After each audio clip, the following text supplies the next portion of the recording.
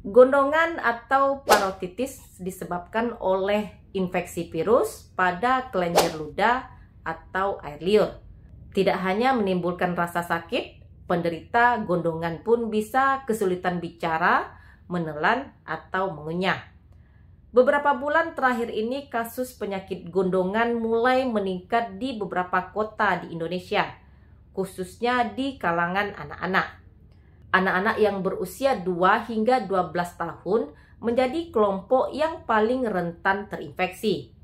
Salah satu wilayah di Indonesia yang paling tinggi angka kasusnya adalah DKI Jakarta.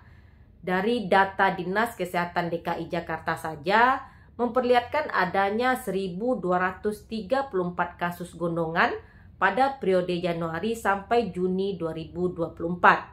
Padahal pada tahun sebelumnya hanya sekitar 876 orang. Gondongan atau mumps merupakan penyakit menular yang disebabkan oleh virus golongan paramyxovirus.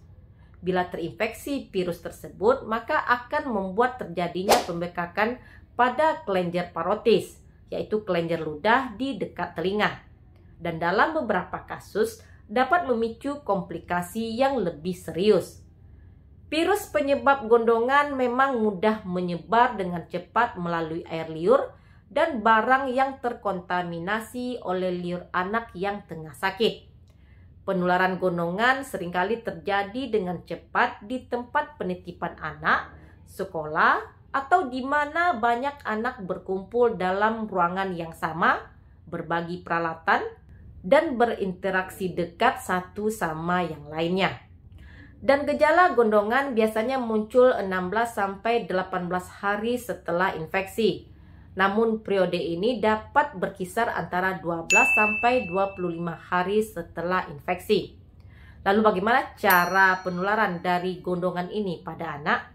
Pada kebanyakan kasus, penyakit yang dialami anak-anak ini biasanya menyebar melalui percikan air ludah dari pengidapnya.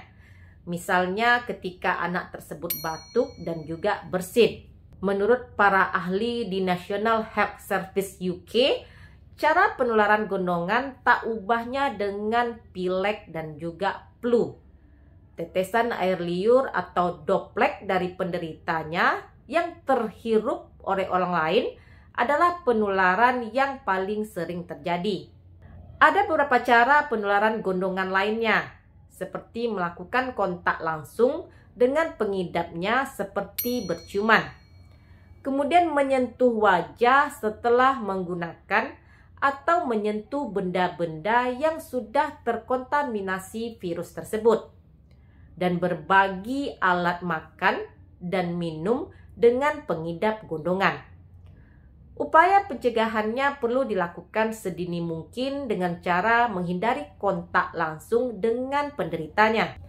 Atau mungkin kita tidak tahu bahwa mereka sedang mengalami gondongan.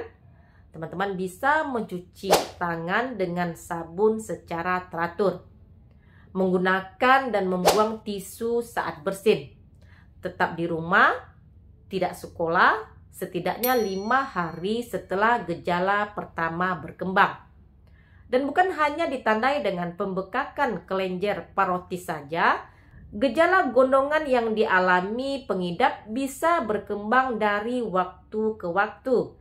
Beberapa gejala lainnya bisa muncul seperti nyeri saat mengunyah atau menelan makanan. Demam dengan suhu lebih dari 38 derajat Celcius, mengalami sakit kepala, mulut kering, badan terasa lelah, sendi terasa sakit, kemudian hilangnya nafsu makan, dan nyeri pada area perut.